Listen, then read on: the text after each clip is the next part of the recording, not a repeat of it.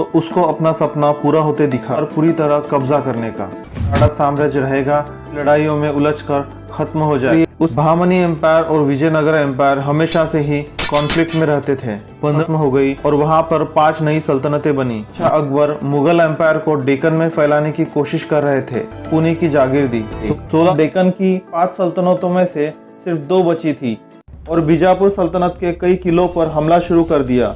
कोंढाना, चाकन जैसे इंपॉर्टेंट किलों पर कब्जा कर लिया। उनको इसके बाद उनकी दादी जीजाबाई ने संभाला। यहाँ पर मराठा और मुगलों में एक जबरदस्त जंग हुई। इस मोरारबाजी की बहादुरी से लड़ते हुए मौत हो गई।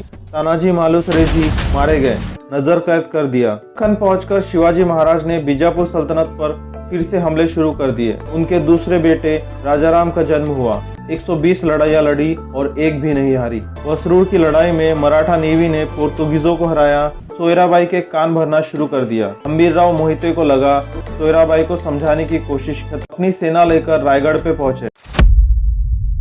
तारीख थी 3 अप्रैल 1680। रायगढ़ पे सब तरफ मातम था, क्योंकि मराठा एम्पायर के पहले छत्रपति और भारत के सबसे महान शासकों में से एक शिवाजी महाराज अब इस दुनिया में नहीं रहे थे। सब लोग गम में थे, पर साथ में ही सारे मराठा दरबार में एक चिंता भी थी। छत्रपति शिवाजी महाराज के बाद अगला छत्रपति कौन बनेगा? छत्रपति बनने के 2 दावेदार थे।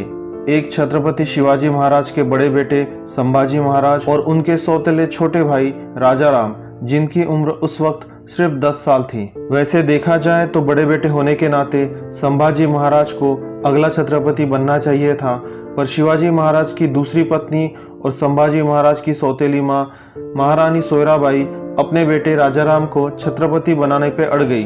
राजाराम का रायगढ़ पे राज्याभिषेक किया गया।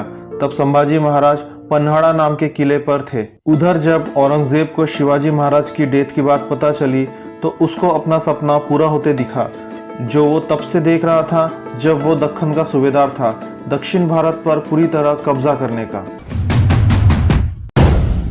अब इस पल से ही डिसाइड हो जाता, या तो मराठा साम्राज्य रहेगा या वो आपसी लड़ाइयों में उलझकर खत्म हो जाएगा। इस डिसाइडिंग टाइम का अगर हमें इम्पोर्टेंस जानना है तो हमें पहले ये पता करना होगा कि मराठाओं ने और शिवाजी महाराज ने कितने बलिदानों के बाद इस मराठा साम्राज्य की स्थापना की। इसके लिए हमें जाना होगा सन 1528 में। अगर हम 1528 में भारत का मैप देखते हैं तो भारत कुछ इस तरह दिखता था। उत्तर और मध्य भारत पर पूरी तरह मुगल एम्पायर डोमिनेट करता था, पर साउथ में सतपुड़ा माउंटेन रेंज के इस पार डेक्कन सल्तनतों का राज था। सतपुड़ा माउंटेन रेंज के दक्षिणी भाग को डेक्कन कहा जाता था। ये सतपुड़ा माउंटेन रेंज एक नेचुरल डिफेंस का काम करती थी, इसलिए मुगलों को इस इलाके पर कब्जा करने में हमेशा से दिक्कत ही आई है। उस समय ये इलाका बहुत पहाड़ी और जंगलों से भरा था। इसके नॉर्थ में सतपुड़ा माउंटेन रेंज, इसके वेस्ट में वेस्टर्न घाट और ईस्ट में ईस्टर्न घाट थे। इस डेक्कन रीजन में 1347 से 1527 तक बहामनी एम्पायर हुआ करता था, जो एक मुस्लिम एम्पायर था। इसके साउथ में विजयनगर एम्पायर था, जो एक डिक्लेयर्ड हिंदू एम्पायर था। बहामनी एम्पायर और विजयनगर एम्पायर हमेशा से ही कॉन्फ्लिक्ट में रहते थे। 1527 तक आते आते बहामनी एम्पायर पूरी तरह से कमजोर हो गया और इसके अलग अलग सूबों के गवर्नर ने अपने आप को इंडिपेंडेंट डिक्लेयर कर दिया और इस तरह से बहामनी एम्पायर खत्म हो गई और वहां पर 5 नई सल्तनतें बनी। अहमदनगर सल्तनत, बीजापुर सल्तनत, गोलकोंडा सल्तनत, बीदर सल्तनत और बिरार सल्तनत। इन्हीं सल्तनतों में मराठा सोल्जर और कमांडर के तौर पे काम करते थे। ऐसे ही एक अहमदनगर सल्तनत में 1577 में मराठा के भोसले वंश के मालोजी भोसले शामिल हुए। वो जल्द ही अपनी बहादुरी और लड़ने की स्किल्स की वजह से अहमदनगर सल्तनत के प्रधानमंत्री मलिक अंबर के भरोसेमंद जनरल बन गए। उस समय मुगल बादशाह अकबर मुगल एम्पायर को डेक्कन में फैलाने की कोशिश कर रहे थे, पर अहमदनगर सल्तनत के प्रधानमंत्री मलिक अंबर अपने किसानों से बनी आर्मी और मालोजी भोसले की मदद से मुगलों को डेक्कन में घुसने नहीं दे रहे थे। 1595 में अहमदनगर के सुल्तान बहादुर निजाम शाह ने मालोजी को चाकन और शिवनेरी के किलों के साथ पुणे की जागीर दी। 1620 में मालोजी के मौत के बाद ये जागीर उनके बेटे शाहजी को मिली। वो भी अहमदनगर सल्तनत में शामिल हो गए और 1625 तक आते आते अहमदनगर सल्तनत के एक इम्पोर्टेंट कमांडर बन गए। 1626 में अहमदनगर सल्तनत के प्रधानमंत्री मलिक अंबर की डेथ के बाद अहमदनगर सल्तनत कमज़ोर हो गई। मुगलों ने जब देखा कि अहमदनगर एम्पायर कमज़ोर हो गया है तो उन्होंने 1629 में अहमदनगर पर हमला कर दिया। शाहजी अहमदनगर आर्मी को कमांड कर रहे थे। इस जंग में अहमदनगर की हार होती है। इस हार की पूरी जिम्मेदारी शाहजी पर डाली गई। इस बात से शाहजी नाराज हो गए और वो मुगलों के तरफ चले गए। 1630 में मुगल बादशाह शाहजहां ने शाहजी को जूनर और संगमनेर का एरिया दिया। उसी साल 16 फरवरी 1630 को शिवनेरी किले पर एक ऐसे बच्चे का जन्म होता है जो न सिर्फ महाराष्ट्र या भारत बल्कि पूरी दुनिया में सबसे महान शासकों में से एक बनते हैं। आज भी भारत के लोग उन्हें अपना आदर्श मानते हैं। आप लोग अब तक समझ ही गए होंगे मैं किसकी बात कर रहा हूँ। छत्रपति शिवाजी महाराज।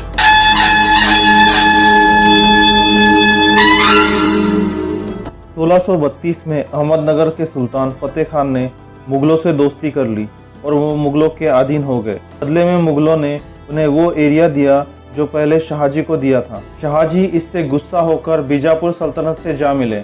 इसके बाद भी अहमदनगर सल्तनत ज़्यादा दिन तक टिकी नहीं। 1636 तक अहमदनगर सल्तनत पूरी तरह से ख़त्म हो गई।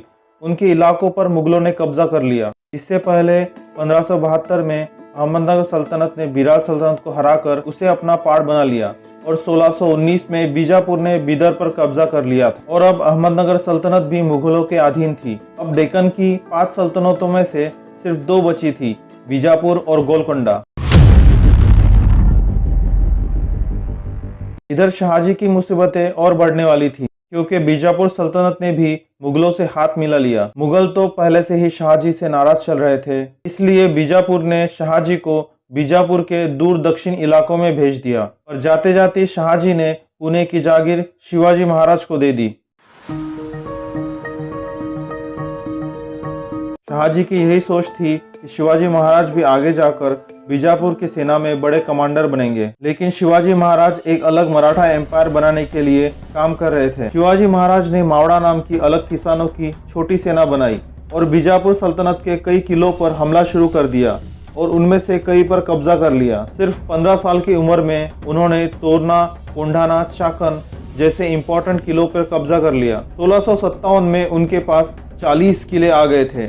इसी साल 14 मई 1657 में उनकी पत्नी सईबाई को एक बेटा होता है, इसका नाम संभाजी रखा जाता है। संभाजी महाराज का जीवन अगर हम देखें तो वो संघर्षों से भरा था। जब वो 2 साल के थे उनकी माँ सईबाई का देहांत हो गया।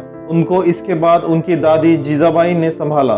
बचपन से ही संभाजी महाराज ने अपने पिता का स्ट्रगल देखा था मराठा एम्पायर को बचाने के लिए और संभाजी महाराज इस स्ट्रगल का पार्ट बचपन से ही थे। जनवरी 1664 में शिवाजी महाराज ने सूरत पर हमला कर दिया जो मुगलों का अमीर शहर था और इम्पोर्टेंट पोर्ट था। औरंगजेब ने इसका बदला लेने के लिए मिर्जा राजा जयसिंह को डेक्कन भेजा। मार्च 1665 में मुगल सेना ने पुरंदर किले को घेर लिया। यहाँ पर मराठा और मुगलों में एक जबरदस्त जंग हुई। इस लड़ाई में मराठा के इम्पोर्टेंट सेनापति मोरारबाजी की बहादुरी से लड़ते हुए मौत हो गई। मुगलों की सेना बहुत बड़ी थी और ज्यादा जान माल का नुकसान न हो, इसलिए शिवाजी महाराज ने मजबूरी में मुगलों से ट्रीटी करना सही समझा। राजा जयसिंह और शिवाजी महाराज के बीच पुरंदर की संधि हुई। इस ट्रीटी की कुछ इम्पोर्टेंट शर्तों में से एक शर्त ये थी कि संभाजी महाराज पॉलिटिकल होस्टेज, राजनीतिक बंधक बनकर मुगलों के पास रहेंगे। उन्हें 5000 मनसबदारी दी जाएगी और मुगलों को जब और जहाँ जरूरत पड़ेगी उन्हें 5000 सैनिक लेकर लड़ने के लिए भेजा जाएगा।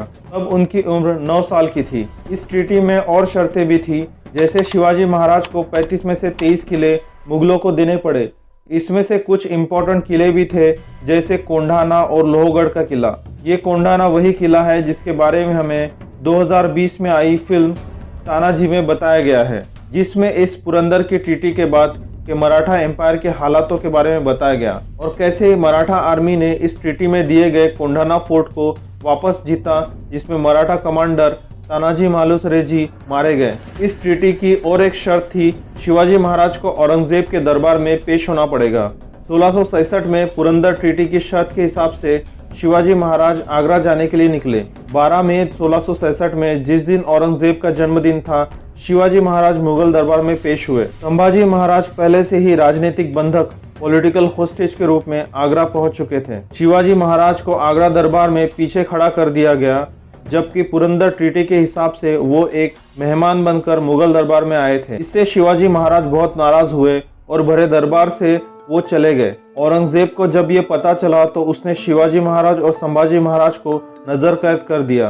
अपने साहस और चतुराई से शिवाजी महाराज संभाजी महाराज के साथ वहां से भागने में कामयाब हो गए और भेष बदलकर पुणे वापस आ गए। दक्कन पहुंचकर शिवाजी महाराज ने बीजापुर सल्तनत पर फिर से हमले शुरू कर दिए। 24 फरवरी 1670 को शिवाजी महाराज की दूसरी पत्नी महारानी सोयराबाई से उनके दूसरे बेटे राजाराम का जन्म हुआ। इसी साल पुरंदर की टीटी में दिए गए किलों को वापस जीतने की मुहिम चालू की गई। 1672 में विक्रमगढ़ की जंग में मराठों ने आमने सामने की लड़ाई में मुगलों को हराया। इस लड़ाई में मराठा सेना की कमान संभाजी महाराज ने संभाल रखी थी। यहाँ पर एक फैक्ट हम बताना चाहते हैं, संभाजी महाराज ने अपनी पूरी जिंदगी में 120 लड़ाइयाँ लड़ी और एक भी नहीं हारी। 1674 तक का एक बड़ा हिस्सा मराठों ने जीत लिया था। 6 जून 1674 को शिवाजी महाराज का राज्याभिषेक हुआ और वो बने मराठा एम्पायर के पहले छत्रपति।